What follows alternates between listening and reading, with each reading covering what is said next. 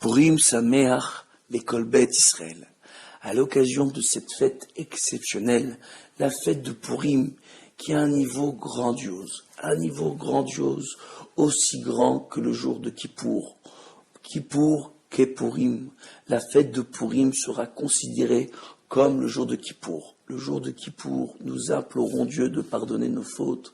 C'est un jour où nous cherchons à faire une très grande teshuva, la simcha de Purim, de la même façon que le jour de Kippour, nous venons nous désoler devant Akadosh Baruch Hu de nos fautes, lorsqu'on vient et qu'on se réjouit de tous les miracles que Dieu nous a fait à Purim. On voit ici que Baruch Hashem, cette simcha de Purim aura dans le ciel le grand et le même niveau que le jour de Kippour pour le pardon de toutes nos fautes. Ainsi, au moment de la lecture de la Megillah, nous ferons, et le soir de Purim et le lendemain, plusieurs brachot avant la lecture de la Megillah et une bracha après la lecture de la Megillah. Le soir de Purim, nous ferons 3 brachot. La première bracha qui sera Al Mikra Megillah. Effectivement, la misva de Purim, c'est la lecture de la Megillah. Une Megillah qui se devra d'être écrite sur un parchemin kasher écrit par un sofer. Les personnes qui écouteront la Megillah se devront de suivre la lecture soit pour eux aussi une Megillah kshera ou alors même dans une Megillah imprimée sur papier.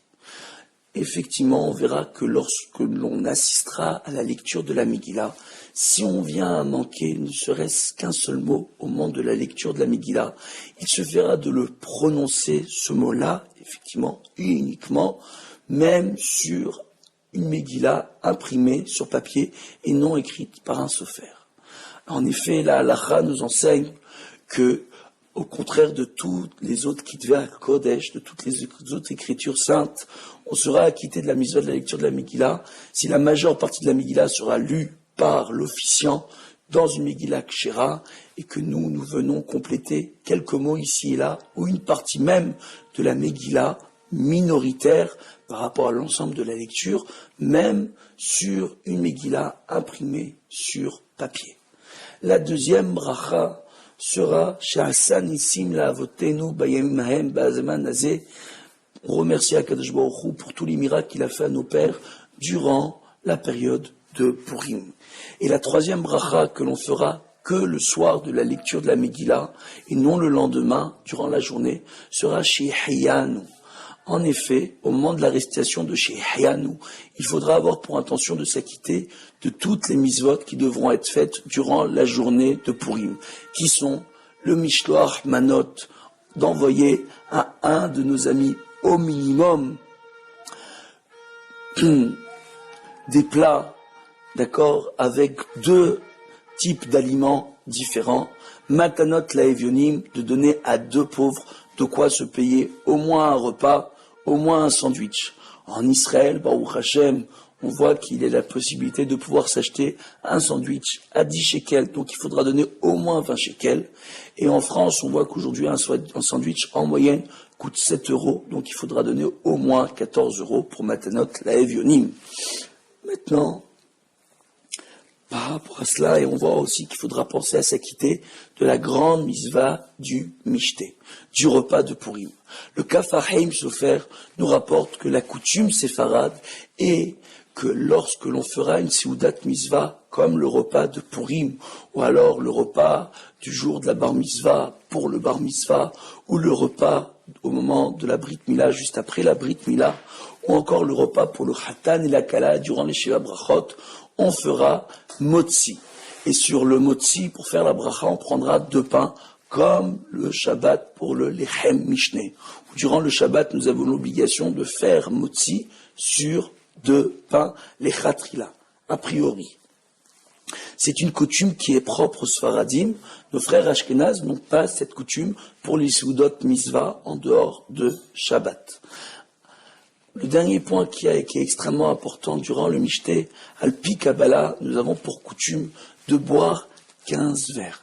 Raison pour laquelle il sera conseillé, 15 verres de vin, raison pour laquelle il sera conseillé aux gens de se servir dans des petits verres du vin pour pouvoir boire au moins 15 verres.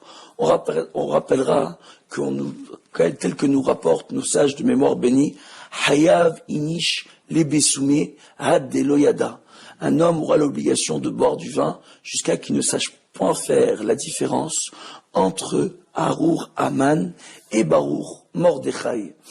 De ce fait, on voit que malgré cela, il est écrit par nos maîtres les bessoumés. Les bessoumés veut dire se parfumer au vin. Cela ne veut pas dire qu'on a l'obligation de se saouler, mais tout simplement de boire beaucoup de vin, Baruch Hashem, tout en pouvant rester maître de nos actes pour ne pas arriver à profaner le nom divin, à faire du Chilul Hashem, Haz Veshalom. Et la dernière bracha que l'on fait après la lecture de la Megillah, Arav et Trivenu, Va'adan et Dinenu, Anifra le'amo Israël, Mikol Sarem, Ael Amoshia, de remercier à Kadosh Baruch Hu, de mener nos combats, de juger ceux qui nous jugent, de nous venger de ceux qui veulent nous faire du mal, et de nous libérer, et de protéger nos vies, et de nous libérer de tous nos malheurs, et de libérer tout le klal Israël. Cette bracha-là ne sera faite que si on vient à lire la Megillah face à un minyan.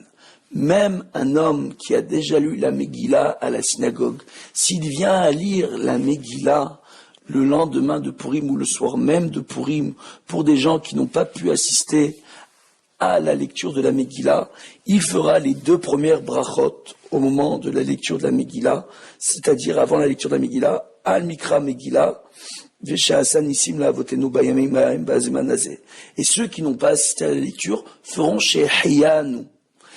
S'il y a un minyan, à la fin de la lecture, on fera la bracha en fin de lecture. S'il n'y a pas un minyan, une assistance de 10 hommes au moment de la lecture de la Megillah, on ne fera pas la bracha à la fin de la lecture de la Megillah.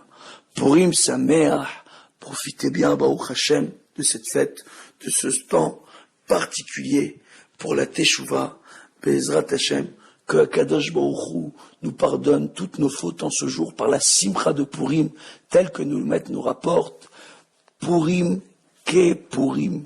C'est-à-dire qu'on voit quoi? On voit que, en réalité, on nous rapporte que Kippour ke Purim, que Akadosh Baruch Hu nous enseigne en réalité que de la même façon qu'on est désolé de nos fautes le jour de Kippour, et que pour nous c'est un jour de malheur, mais malgré cela il y a une certaine joie le jour de Kippour, car Dieu nous pardonne de nos fautes.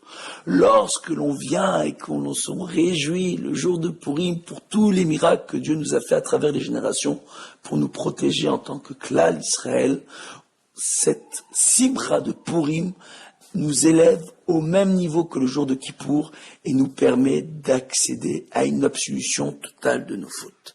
Be'ezrat Hashem, que par le biais de cette grande mitzvah de Purim, que par le biais des Mishloach Manot, de Matanot Laevionim et du Mahatzit HaShekel, Be'ezrat Hashem, que nous donnons avant Purim, Be'ezrat Hashem, que Dieu pardonne toutes nos fautes, et que par le biais de la simcha du Mishté, du repas de Purim, que Akadosh Baruch Hu nous élève tout le klal Israël à travers l'union totale pour permettre à l'ensemble de l'humanité d'accéder à la délivrance finale. Amen. Ken Yeh Ratzon.